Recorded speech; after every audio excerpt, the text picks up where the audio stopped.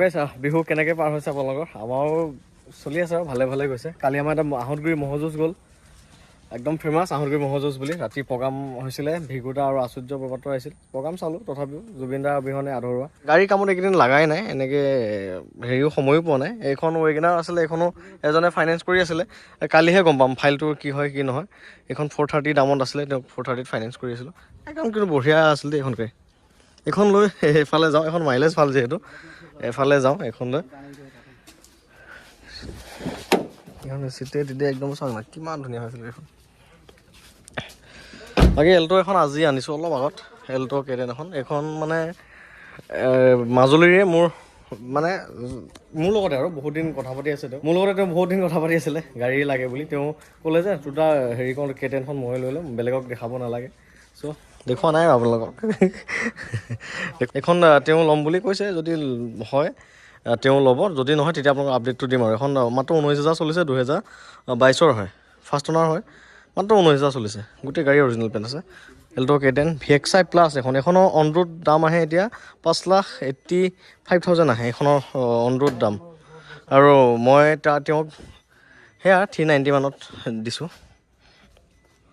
এইখন স্পইলাৰ আৰু চব লাগিছে, ডিছপ্লে চব আছে এইখনৰ। কিন্তু তাৰমানে এখন VXI প্লাছ একদম টপ মডেল মানে।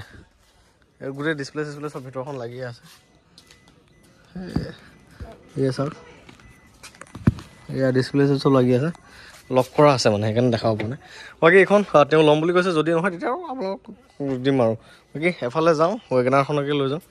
আমাৰ ইয়াতে ধুনীয়া ভেলাঘৰ বনাইছে, মেজি বনাইছে, দেখাম আপোনালোকক। আমাৰো ঘৰতে মেজি এটা বনালোঁ নহয়, এইটো ইয়াতে খানা খালোঁ। মানে মেজিটো ভেলাঘৰটো জ্বলাই দিব লাগে বিহুদিনাখন, কিন্তু ইমান কষ্টকৈ বনালোঁ, মৰমেই লাগিল মানে জ্বলাবৰ কাৰণে। থাকিল তেনেকৈ হ'ব আৰু। চ' গাড়ী আৰু ঘৰত তেনেকৈ আপডেট নাই। এই এল্ট' কেডেনখন আছিলে যে, এইখন বুকিং হৈছে। এইখন আপোনাৰ বোকাজানত মানৰ পৰা, মানে কাৰ্বি আংলঙৰ পৰা এখন বুকিং হৈছে, কৰিছে কিনতে নিব আৰু i10 এখন আছিলে ঘৰত, সেই i10খনো বুকিং হৈছে অলৰেডি। তেওঁ 50,000 মান টকা মোক এডভান্স কৰিলে, আৰু সেইখনৰ মানে ডিছপ্লেটো লগাই দিব লাগে বুলি কৈছে। ডিছপ্লেটো তেওঁ পে'মেণ্ট কৰিব। আজি মানে মই ভাইটি এটাক পঠিয়াই দিছোঁ ডিছপ্লেটো লগাব গ'লে, আৰু 2 এটা এচেছৰিজ ল'বৰ কাৰণে তেওঁক পঠাই দিছোঁ আৰু নগাঁও। চ' সেই i10খনো বুকিং হৈছে, এল্ট' কেডেনখনো বুকিং হৈ আছে। ৱাগনাৰখনো সেই ফাইনেন্সতে দিয়া নিচিনা হৈছে। এইখনো লোনৰ কথাটো কাইলৈহে গম পাম, কিন্তু বিহু অফেই থাকিল যিহেতু। কি হয় কি নহয়, সেইখনো 430 দাম আছিল, একদম মজা। তেলৰ মাইলেজো একদম যথেষ্ট দেখায়, 22-23 মান দেখায়। আৰু এইখন চুইফ্ট ডিজাৰ আছে, এইখন 2023 হয়, আৰু 35,000 মান কিলোমিটাৰ ৰানিং হৈছে নেকি। 2023 হয়, ফাৰ্ষ্ট অনাৰ হয়। এইখন আহিব 570, হোৱাইট কালাৰ দেখিছে, VXI প্লাছ। আৰু এল্টছখন আমাৰ ওচৰতে এজনে লৈছে, মানে ফাইনেন্স কৰিছে। তেওঁ কালি পৰহি মানে ডেলিভাৰী ল'ব চাগে। এইখন টাটা এল্টছ এক্সজেড মডেল আছিলে, ক্ৰুজ কণ্ট্ৰল, পুৰুষ বটন ষ্টাৰ্ট চব আছিলে। গাড়ীখিনিৰ কাৰণে এটা মানে আপডেট দি দিয়া যায়, কাৰণ চবেই ফোন কৰি থাকে দাদা গাড়ী কি আছে কি নাই। সেইকাৰণে চবকে কৈ থাকিবলৈ মানে হেৰি নহয়গৈ, চবকে কৈ থাকিবলৈ কিমান ফোন ৰিচিভ কৰি ক'ব এইখন আছে সিখন আছে। গতিকে ভিডিঅ'ৰ মাধ্যমে কৈ দিয়া যায় যে আপডেটটো দি দিয়া যায় আৰু মোৰ লগত গাড়ী কি এতিয়া বৰ্তমান ষ্টক আছে। গতিকে ভিডিঅ'টোৱে আপোনালোকে ভালকৈ চাব। আৰু কিছুমানে ডিটেইলছ, গোটেই গাড়ী ডিটেইলছ দি দিয়াৰ পাছতো আকৌ এক্সট্ৰাকৈ মোক ফোন কৰি সোধে কিমান দাম, কি কথা, কিমান ৰানিং।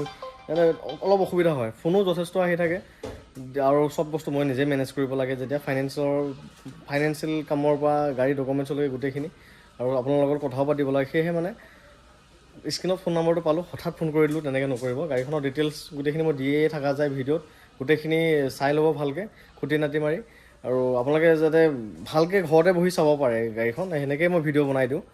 গতিকে চাই গোটেইখিনি ফাইনেল হ'লে তেতিয়া মোলৈ সেই ডিচিশ্যনটোৰ কাৰণে বা ল'মৰ কাৰণে যদি ল'বলগীয়া থাকে তেতিয়া ফোন কৰি দিব। আৰু কিন্তু ধৰক এনেও কিছুমান মানুহ থাকে, এনেও ফোন কৰি দিয়ে মানে ক'ত লাগিছে, কি কথা, এইটো সিটো, এনেকৈ মানে যি টি আৰু মানে। গতিকে তেনেকৈ মোৰো সময় নষ্ট হয়, আপোনালোকৰ নষ্ট হয়। সেয়েহে বাকী গাড়ী কেইখনে আপডেট আছে, আৰু নতুনকৈ আহিলেতো দিমেই আপডেট। গাড়ী পাবলৈ নাইকিয়া নিচিনা হৈছে, আৰু পালেও বহুত ৰেট। আজি এখন চুইফ্ট এখন দিছে এজনে, 2017 চনৰ চুইফ্ট এখন 5,20,000 টকা লাগে বুলি কৈছে মোক। মই নিজে চেল কৰি আছোঁ 3 লাখ টকাতে। গতিকে তেনেকুৱা থাকে, ৰেট নিমিলা হৈছে, মানুহবিলাকেও দাম বহুত বিচাৰে গাড়ী। আৰু ময়ো সেই যি টি গাড়ীখন কিনি নানো, আৰু মোৰ মতে কণ্ডিশ্যনো মিলিব লাগিব। যিকেইখন গাড়ী ৰেট মিলে সেইকেইখন আকৌ কণ্ডিশ্যন নিমিলে, এক্সিডেণ্ট কিবা ওলায়। গতিকে সেয়েহে গাড়ী পাবলৈ খুব কঠিন হৈ গৈছেগৈ মানে। বাকী ঘৰত কি আছে কি নাই আপডেট দিলোঁ আপোনালোকক। চ' যদি আৰু নতুন ষ্টক আহে মই কমেই বাৰু। আমাৰ এইখিনিতে আমাৰ ঘৰৰ ওচৰতে আৰু এইখিনি আমনি খাল বুলি কয়। প্ৰত্যেক বছৰে একদম ধুনীয়া ধুনীয়া ভেলাঘৰ বনায়। এইবাৰ চাওক মানে প্ৰত্যেকটোতে যাতে এটা মেছেজ যায় আৰু সমাজলৈ তেনেকুৱাকৈ বনায়। এতিয়া এয়া চাওক জুবিনদাৰ মৃত্যু ধৰক অবাঞ্ছিত মৃত্যু যেনেকুৱা হৈছিলে সেই জাহাজখন আৰু সেই গীটাৰখন আৰু ইয়াত লিখা আছে চাওক জাষ্টিছ ফৰ জুবিন গাৰ্গ। এই পানীজাহাজখন চাওক কিমান ধুনীয়াকৈ বনাইছে। ভগৱান সেনাপতি নামৰ এজন দাদা আছে আমাৰ ওচৰৰে, তেওঁৱে বনায় নিজৰ প্ৰচেষ্টাত গোটেইখিনি। প্ৰত্যেক বছৰ এইখিনিতে বনায়। আমনি খাল বুলি কয় এইখিনি। আমাৰ থেকেৰা গেটৰ ওচৰতে আৰু এইপিনে থেকেৰা গেট, ইফালে ৰহা যায়। এয়া